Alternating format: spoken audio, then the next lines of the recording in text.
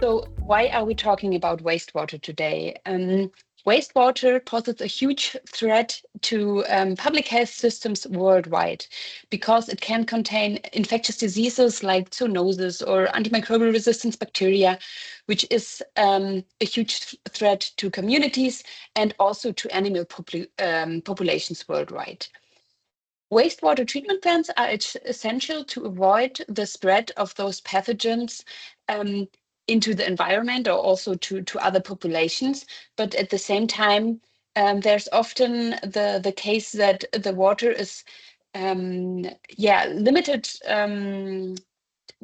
treated due to, for example, heavy rainfalls or even simply the lack of resources, especially in low and middle income countries, which lead to the insufficient pathogen elimination. So there might be the contamination of water resources like rivers and lakes with infectious diseases. And this, of course, poses the risk of transmission to the local communities and also to the animal populations. Recent studies revealed that in low and middle income countries, up to 92% of wastewater is not treated sufficiently. At the same time, there's a huge lack on diagnostics to identify the possible risk of transmission. So how do we solve this problem? How do we bridge the diagnostic gaps in areas with insufficient infrastructure? The aim of this mobile suitcase consortium is to bring the molecular diagnostics directly into the field.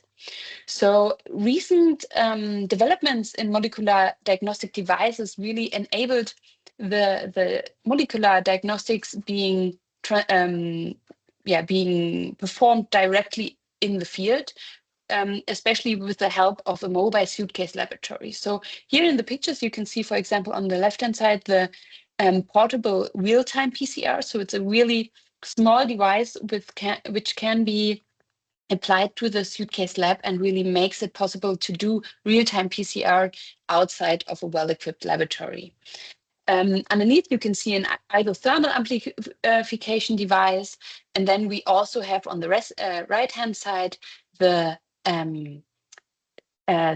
next generation sequencing device of Oxford Nanopore, which is also a very small device which enables sequencing directly in the field, which is really a huge advantage. The whole setup can be run with a car battery, so it makes the equipment totally free of needed electricity sources, so it can run directly at the point of need. This whole setup really ensures the availability of diagnostic services in regions with limited infrastructure, and it enables real-time monitoring of the pathogens. At the same time, it also reduces the risk of false negative results by eliminating the errors of improper sample transportation and storage, especially when it comes to the cold chain need of the cold chain, and it thereby facilitates the early outbreak detection directly at the point of need. So we've got all those nice devices, but what is the bottleneck still of this diagnostics is that we need an efficient extraction method to come from the crude sample to the purified DNA or RNA, which then can be used for molecular diagnostics. The methods which are currently available and which are often used are more or less bound to a well-equipped laboratory because they are using quite heavy equipment like centrifuges or other lab equipment, which really makes it non-ideal for rapid point-of-need diagnostics. So what we really need is a fast and efficient sample extraction, which allows the extraction of DNA or RNA from different kind of pathogens, ideally. Then it should have a really short turnaround time. It should be easy to use. And of course, the most important part would be that that it can be added to the suitcase laboratory and has reduced equipment. So the aim of this project was to develop a rapid and efficient method for extraction gram-negative, but also gram-positive bacteria from wastewater. And especially gram-positive bacteria poses a challenge here because it has a thick cell wall, which makes it not so easy to extract without heavier equipment. So first of all, for determining the most effective extraction method, we spiked wastewater samples with Escherichia coli as a gram-negative example and Staphylococcus aureus as a gram-positive example of bacteria. And then we applied 4 different extraction methods to those samples, and we compared the results by using real-time PCR results as well as Oxford nanopore sequencing results. And secondly, we took the extraction method, which worked best in this first step, to then identify the microbial composition of the wastewater samples and compare it to a standard method, which is regularly used in the laboratory, which is based on spin column. So if we have a look at the different protocols we used, we can say that all of them were based on reverse purification by magnetic beads. I will explain that a little further in a second. But then each protocol was combined with a different pretreatment. So for example, we've got in the first protocol an enzymatic pretreatment, in the second one, a mechanical and a chemical treatment. In the third one, we used alkali to help to purify the sample, and in the last protocol, we also used a mechanical lysis. So here we can see the second protocol as an example. So first of all, we of course wanted to keep it as straightforward as possible. So there should be a really limited amount of steps needed for this extraction protocol. First of all, a really important step was the addition of the chemical lysis, so the buffer was added, and then also the mechanical lysis, which is really important for the gram-positive bacteria, which was done via bead beating and with the help of glass beads. Like I said before, the magnetic beads are like the basis of all those extraction methods. So this basically works that you add magnetic beads to the sample. You then have a heat incubation at 95 degrees. And then you place your tube in a magnetic stand, which can be also seen here in the picture. And the magnetic beads will then collect all the cell debris and the impurities of the sample and bind them together with the magnetic beads to the side of the tube. So this leads to the nucleic acids being free in the supernatant, and the supernatant can then be used directly for molecular diagnostics like real-time PCR or nanopore sequencing. And this whole protocol can be performed in less than 20 minutes. So if we have a look at our first results, we can first see here the results of the real-time PCR. So we can see the CT values of each protocol compared. And if we have a look, for example, at the yellow dots, which represent the results from E. coli, we can see that all protocols performed quite similar, and there was not a huge deviation in between the different protocols. But if we have a closer look on the blue dots from S. aureus, we can see that there were huge differences in between those protocols. And the second and the third protocol, the second, the third, and the fourth protocol were quite good here. If we have a look, however, on the sequencing results, we can see a totally different picture. So we can see that the first protocol and the last protocol led to a really short amount of reads during the sequencing. So we can say that those two protocols are not ideal for being used in sequencing.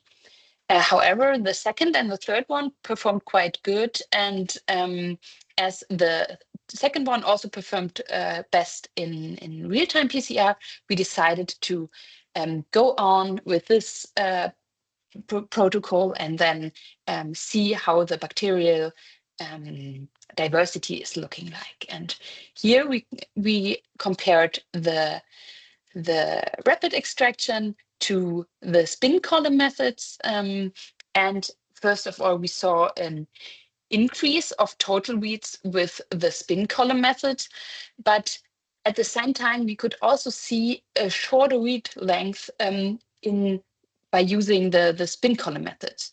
So this was also pictured by the diversity of bacteria, which we found greater in the rapid extraction methods.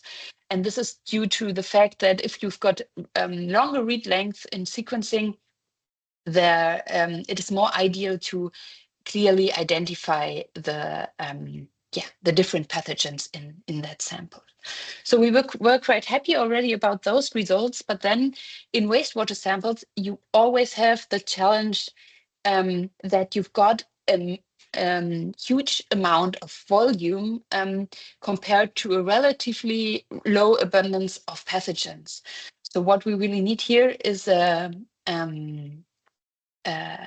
concentration of those pathogens. And normally this is also done by a filter machine or a centrifuge, which then again binds this method to a well-equipped laboratory. And so our approach was to add a step to this protocol, which allows us to perform everything inside of the mobile suitcase laboratory. And to do that, we added one simple step to the protocol I've explained before, which was only a buffer addition together with magnetic beads, which then led to a concentration of those bacterial cells.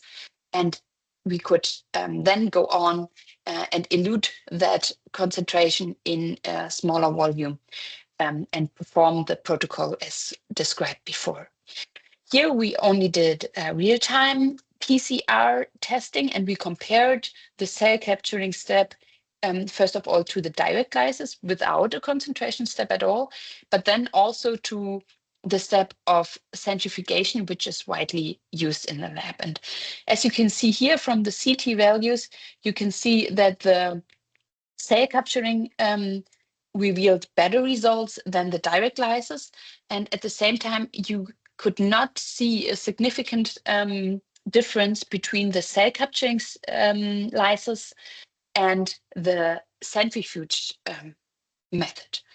So yeah, those results were really promising and showed comparable DNA concentration efficiency within those two approaches. And so as a take-home message, I can say that, first of all, it's great that we have those various molecular detection methods available for point-of-need diagnostics already, but then we need to be really careful when we select the extraction protocol, because you really have to check first what is the sample metric, what is the target pathogen, and then, of course, which molecular detection method are you using. In this study, the TLS buffer combined with the bead beading showed a high efficiency for extracting both gram-positive and gram-negative bacteria from wastewater samples. And also the cell capturing concentration method showed a really good performance in those tests. And with this, I would like to thank, first of all, Xpedite for the great collaboration, and then my whole institute at the University of Leipzig, with special thanks to my colleague Sarah, who did most of the experiments I showed you here. And then, of course, I would like to thank you for your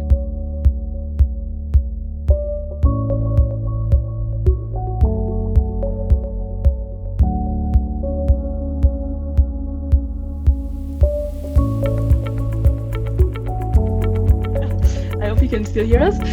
Thank you so much for the introduction, and thank you for having me. And hello, everybody. I will, let's say, resume Ria's talk from a little bit of a different perspective, and that's the one from a disaster situation or emergency response for wastewater monitoring after a cyclone, so after an emergency is called out officially. Now, water supply is, of course, essential, and emergencies can be caused by a variety of things, mainly extreme weather events that are, ongoing droughts, floods, storms, and stagnant water that comes from these events, infrastructure failures, contamination events, and climate change impacts in a broader scale. And so if you look at the past 20 years, there's been a huge increase in climate-related disasters that caused, amongst other things, water supply shortages, right? So it's an increase up to 83% in the last 20 years, so that's huge. And the trend is, of course, the forecast is still going this way. So we have challenges coming our way. And if you look only at the last year, 2024, and there have been many floods and cyclones, officially also called out as emergency scenarios that have caused major waterborne disease outbreaks, amongst other things like leptospirosis, cholera, malaria also because of the stagnant water, and Vibrio vulnificus. So these are just some examples of why water supply emergencies are happening throughout and are continuing to happen over the next few years. So we need to be prepared. And of course, these emergency situations are very specific and very special in its challenges, both from the logistical infrastructure challenges over to technical and scientific challenges, sampling strategies, sample challenges, what the technologies you want to use, what resource do we have on site. So all of these things need to be considered when these emergency situations are expressed and officially called out. Of course, in a wider perspective, we have regulatory and communication challenges because there's a lot of stakeholders involved, from the community at risk, public health workers, the ministry, the rapid response. So there's a lot of people involved that need to be communicating and collaborating. And then, of course, the solutions and best practices that you want to implement and use in your scenario are essential to have the preparedness that you need for water supply emergencies. And so I don't want to repeat myself or Ria's slides, just to emphasize on the specific needs of a rapid response mobile lab under emergency situations. We need to know what capacities we have on site, what is already present, and what we might need to take with us to do the water testing on site. So we need a clearly defined inventory list. You cannot just take everything. You need to decide what you take and why you take it. You need field adapted protocols, so something that's easy, something that's not too, you don't need too much equipment. So, you need protocols that are fit for the purpose. You need equipment that's portable. As Ria already showed you, there's many options nowadays that you can use. And of course, you need consumables. You need lab kits that give you, rapid turnaround time in providing results, because in these emergency situations, time is really essential. And so that's something that you need to consider when assembling such a mobile setup. Now, you have seen the rapid response concept set up from RIA. So you have everything that you need to do testing in the field. And of course, you adapt it to the needs of water monitoring, water testing. What do we need? What do we want? So we, of course, want to test chemical and physical properties of water, which give you, let's say, an indirect way to assess water quality. So pH, conductivity, dissolved solids, salinity, and so on. Of course, water treatment and safety parameters like hardness, chlorine, alkalinity. Very important contamination indicators, yeah, so ammonium, phosphate, nitrate, nitrite, arsenic and manganese as well. So these are all compounds that indicate pollution, some kind of pollution or contamination, whether it's from agricultural flooding or it's industrial residues that come into your water. So you need to be tracking these compounds as well, because they will tell you something about the water quality and how risky it is for the people that might be using that water. And of course, the microbiological safety aspects. There's, as I mentioned, many different pathogens, of course, that can cause serious illnesses through water infections. So you need to decide on a panel that fits your purpose, fits your settings. Of course, you cannot take 300 PCRs. That's not realistic. So you need to decide. We usually take a panel of different pathogens. So we have E. coli and coliform bacteria, which is mostly the one that you will find probably in as early in the emergency situations. So E. coli is very important. Salmonella subspecies. So typhoid fever, you want to be able to detect that. Campylobacter, Shigella, Vibrio cholerae, Hep A, Legionella, and poliovirus. So this is the standards panel. You of course can adapt it to whatever suspicions and differential diagnosis you're expecting in the field. So we have these things that we want to perform on site. What do we need for it? So we need, of course, basic office equipment. It sounds trivial, but it's really not. So you really, lab tape and something to write down will save your lab life many times in the field, especially if you have to improvise a little bit. So always take your lab tape with you. You need basic lab equipment, of course, so pipettes, pipette tips, and so on. You need appropriate water collection bottles from a specific size, and ideally sterile or autoclaved. For the chemical and physical properties, we use a handheld device that you can see here. Super easy to handle. It will give you all of the parameters very quickly. So you have your first indication of water quality. Then, of course, you can use dipstick tests for your other water quality parameters, so phosphate, chlorine, and so on. You can have different portable test kits for arsenic and manganese, where you have to, let's say, create the reaction before you can read out the results, but they're really like it's 2 or 3 step kits, so really easy. For indicator tests of presence of E. coli, coliform, you can do either presence-absence bottle, where you can see a color change. If there is E. coli, you don't need to do anything. You put the water inside and wait to see what happens. And then there's a very simple bacterial count plates that you can incubate at one temperature in one of these mini incubators. So you can also have a first glance at your microbiological contamination.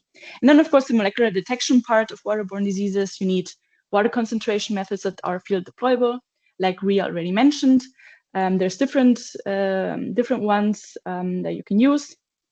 Of course, then you need to do the extraction, the DNA or RNA extraction. We've been using Swift technology as well. And then, of course, the molecular diagnostic kits for your portable PCR or sequencing, as Ria already showed you. So we took the setup to a post-cyclone emergency response with the WHO a while back in February, March, February this year, actually.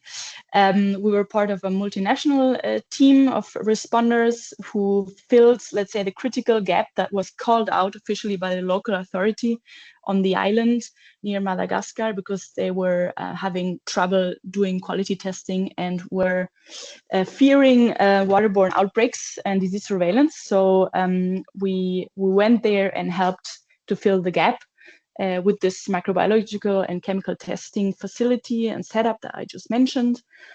We did everything from request of assistance, deployment, end of mission, so all of the steps that are required that need to be fulfilled. And then, of course, we used as a baseline this minimum standards from the official Rapid Response Mobile Lab, let's say, GORN initiative, which is the one from the WHO. They drafted a minimum standards for all of the Rapid Response Mobile Lab setups that exist to have a common baseline. So that's something that we also, we took care of in the field. Some of the results that we had on site, so for the water quality parameters, well, there's a variability depending where the sample was taken from. So that's something that you have to monitor also over time. So everything from, as you can see, conductivity, pH, nitrate, ammonia, and so on, everything is recorded. E. coli presence absent tests, you can see here that this was a positive sample. So if there is a fluorescence, then that indicates E. coli presence.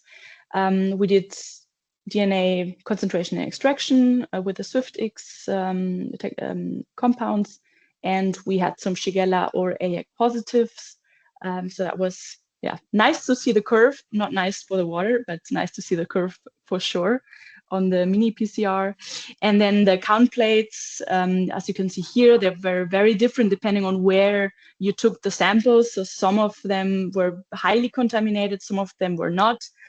So that's where you can actually do the epidemiological, let's say, investigation to see where it was taken and why maybe the contamination is happening. What did we learn in this deployment? It was very interesting for us as well.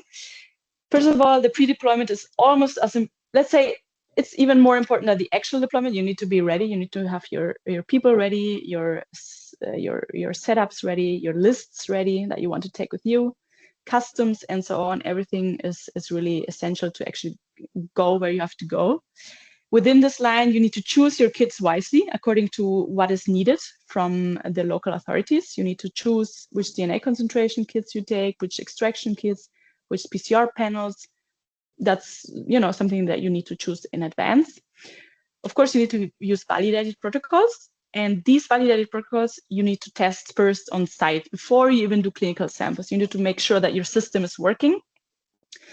But still, of course, in the field, those of you who have been in the field know for sure there's always some hiccups and improvisations you have to do. So you do have to expect the unexpected and deal with the situation. So as you can see here on the right side, if the Falcon that you need is not there for whatever reason, and you need to put it in the magnetic rack, you have to tape it, and that works fine as well. So you need to be creative sometimes and to make the stuff happen that needs to happen. Of course, bring a backup. So if you have a protocol that works for you, that's fine, but always you need a plan B. You need to decide on your sampling strategy, because water, of course, as Ria mentioned, there's huge volumes. So you kind of have to decide. You have to have trained personnel that can do also capacity building on site. And something that also sounds trivial, but it's not, is to engage with the locals. So without the locals, you will not be able to succeed. Always communicate and collaborate with them, whether it's with 4 paws or 2 legs, doesn't matter, as long as you get the stuff done together. So that's something that's really, really important.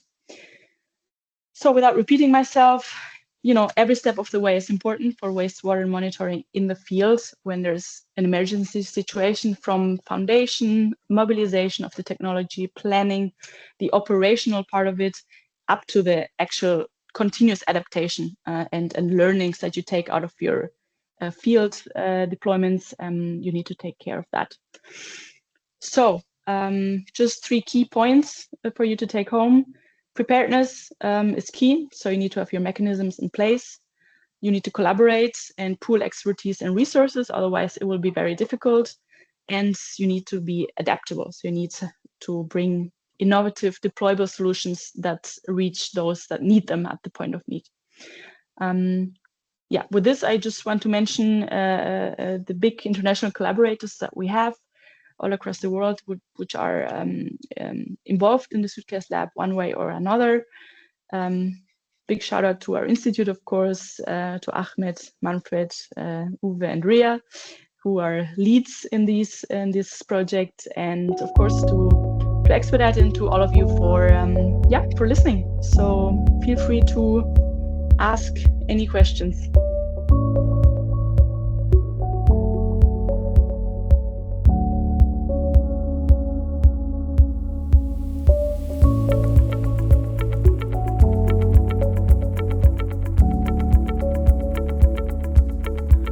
Yes, it's perfect. Excellent.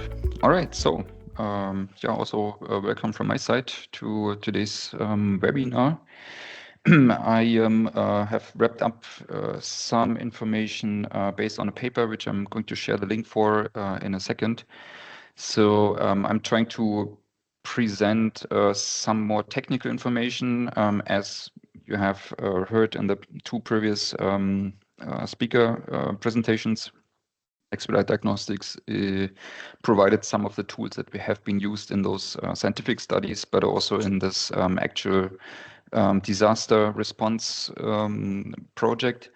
And this is essentially here just an introduction slide. What are the advantages of wastewater monitoring? Why do we do this? I think most of you know at least one or two of these items. So being performing wastewater monitoring can enable you with some early warning signs or early warning sign detection in terms of pathogen surveillance. You can also monitor, if you reach that sensitivity, antimicrobial resistance patterns in your community, or at least on a regional level, depending on where you sample your water sources. And last but not least, you can also quantify and so follow up on microbe elimination and water purification throughout the wastewater treatment process. So I mentioned the data which I'm presenting here are all published, have been published end of last year, and or actually mid of last year by Sarah Schurig and team of Leipzig University. So all the details you can find there. There are supplementary material with even more detailed information.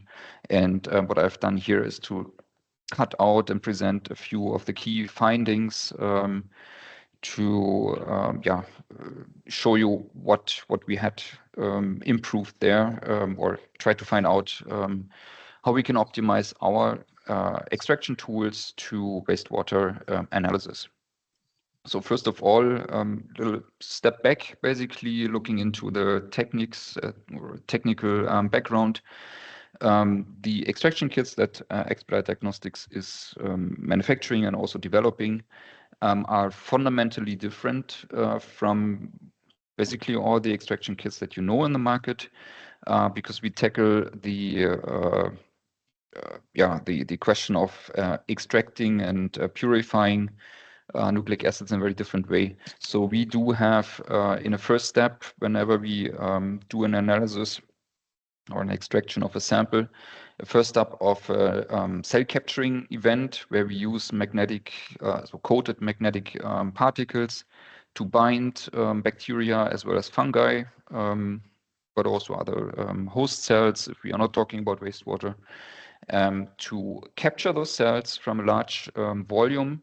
And instead of using centrifugation, we are up concentrating them by simply applying magnetic forces. That works, as you see here, really unspecifically in a way that you can capture a broad range of bacteria, but also fungal cells with that mechanism. And the second step is then the lysis of the cells or virus particle, whatever it is. So you see, it's very different. Normally, you would first take your sample, try to lyse everything inside, and then bind out nucleic acids and try to purify them and elute them again from wherever you have bound them. So we first capture cells, keep them intact, keep the nucleic acids protected during that step, and then work with the concentrated material and try to break up the cells as good as possible. We have different methods there.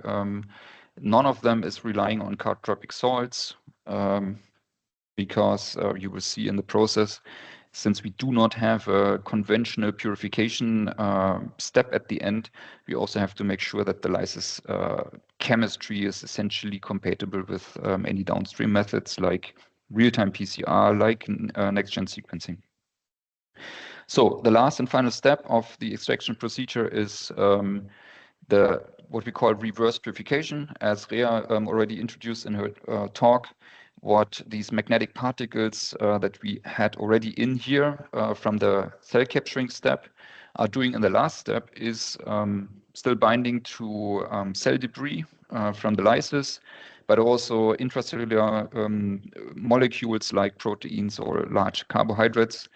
And so they bind to them, and by again applying magnetic force, we can remove them from the lysate, and what remains is a cleared supernatant that is directly applicable to your downstream method. The big advantage here is that we cannot lose the DNA. So even if we have extremely low biomaterial amounts in the sample, there's no possibility to lose this little bit of nucleic acids recovered from them, because we don't bind the DNA in any of the preceding steps. And another big advantage is that we are treating the nucleic acids quite gently, because we don't do acidification through membranes or whatever. So the fragmentation of the DNA is very low compared to spin column-based methods. And that we see the results of that is that we usually have very high molecular nucleic acids after the extraction process. So with that in a background, I show again, so parts of these images or figures you have seen in Rea's talk. So I'm going into a little more detail there. The different names you see here are different products that Xpedite has essentially on shelf. And the SwiftX toolbox is just a synonym for some additional tools that we have in our portfolio internally. So SwiftX DNA is based on a simple lysis buffer, and in that study it was supplemented by the use of proteinase K.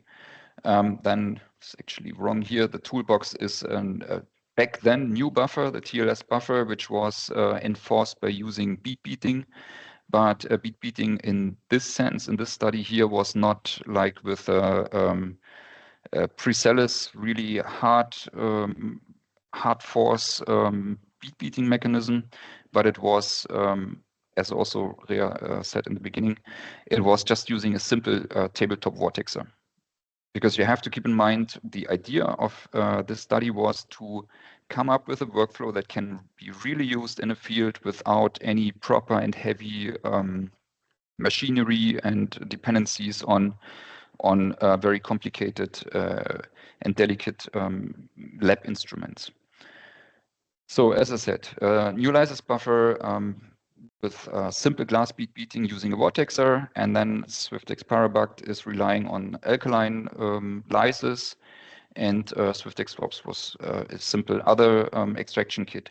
So what we did here was looking into Staph aureus suspension as well as E. coli. Why did we choose them? Because E. coli is a gram-negative bacterium, and S. aureus, Staphylococcus, is gram-positive, known to be really difficult to be lysed. So we compared the lysis efficiency indicated here by quantitative PCR signals. So lower CTs here on the upper end means higher yield. For E. coli, the picture is rather boring because you always more or less always see a very nice yield, so low CT values, indicating a good cell lysis. For Staph aureus, the picture is a little bit different.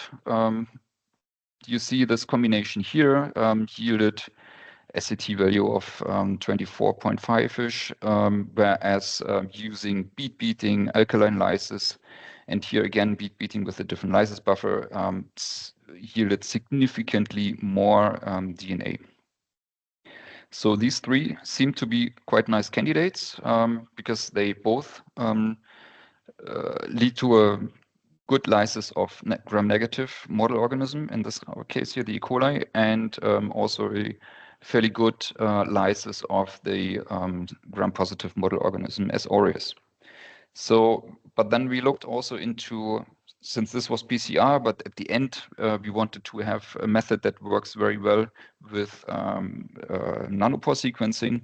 We also looked into that, and as Rhea already pointed out, the picture was that weirdly these two lysis methods here with the DL buffer and with the component E did not really give any decent number of reads, whereas the other two methods looked very well, very nice. And that was the reason why we funneled down and limited our further efforts into these two methods. So one is, as I said, bead beating with a tabletop vortexer, very simple process, and the other one is relying on alkaline and heat subjection. So now, next step was to look into the sensitivity that we can reach, because as you know, next-gen sequencing needs or has a lower sensitivity than real-time PCR. You need to have a certain base amount of genetic material to be able to recover some sequencing signals. So in this case here, this is again real-time PCR data, extractions from actual wastewater samples spiked again with S. aureus as a gram-positive model and E. coli as a gram-negative model. You see here on the x-axis the dilutions of these spikes. And on the y-axis, you see the CT signals. So from a low dilution means high cell load down to further diluted samples. The alkaline lysis is fairly nice, but also the bead beating, you see it's more or less on par what we achieve here in terms of sensitivity. For E. coli, you see a sort of saturation at a certain level, which very likely, of course, comes from the wastewater background, which was used for spiking. And if we look with these samples into Oxford Nanopore sequencing data, we see here for higher spike loads, so to say, increased amounts of reads of those bacteria that had been spiked, which are then so in the high concentrations, you still see the S. aureus signal, and with decreasing amounts and concentrations of those spiked in S. aureus cells, this signal basically vanishes, and you only see more or less the background of the E. coli cells, which come from the wastewater. So a very similar picture here for alkaline lysis and also the bead beating lysis, and the same samples were also analyzed with a spin column method. It was discussed before. It's the DNeasy from QIAGEN. Again, we applied this just with a standard process using enzymatic lysis, essentially lysozyme supported lysis as recommended by the manufacturer, but also with a bead beating upfront process to increase the yield of gram-positive bacteria. Here in this case, it was, by the way, not the simple tabletop bead beating, but a proper one, a pre-Celis system, and a bead beating as you would normally conduct it. Clear finding here, enzymatic lysis is not enough to open up enough Staph aureus cells. You even don't see any, almost no accessory cells in the very high concentrations here. You only do so if you apply bead beating, which is known to be much more sensitive if you deal with gram-positive bacteria.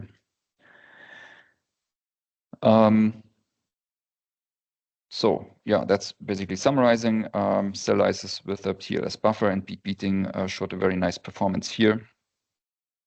And based on that data, we finally also looked into different actual wastewater samples within a wastewater treatment plant in the city of Leipzig in Germany.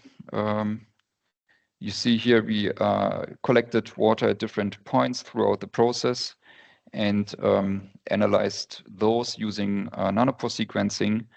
And again, we compared extraction of those samples with the TLS-based or TLS bead beating-based extraction, as well as with a spin column also supported by bead beating. So this is collection point 1, unfiltered, filtered water, collection point 2, and so on. The interesting finding, to summarize it here, is that the extraction using the reverse purification always yielded higher percentage of reads from microbial origin, and more importantly, also yielded or gave us a much higher information content on the biodiversity of those samples. Yeah, you see here, whenever we applied this SwiftX reverse purification method, we found much more species than compared to the spin column extraction, and that is the case with both this collection point 1 here very early in the treatment process, as well as in the collection point 2. And that was a key finding, that really this reverse purification, which I mentioned, you cannot lose DNA throughout the process because you don't bind it. It cannot be stuck somewhere, but it always remains in a liquid that can be later analyzed. This process gives us really a much clearer and nicer picture into the actual biodiversity of the sample. So that is an image summarizing the workflow, which is really so simple that you can perform it easily in a mobile laboratory, as it was shown in the 2 previous presentations.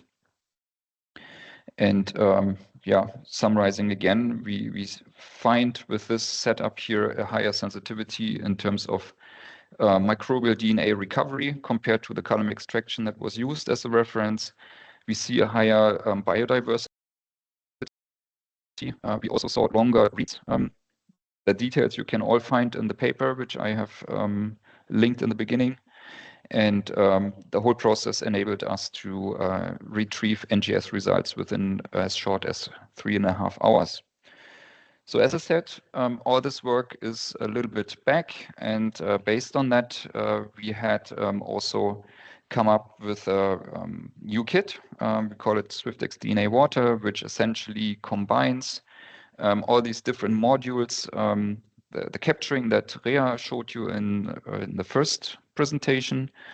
It's a magnetic bacteria capturing from waste, or let's say water bodies, up to 20 milliliter without the need for filtration or centrifugation, just using magnetic force.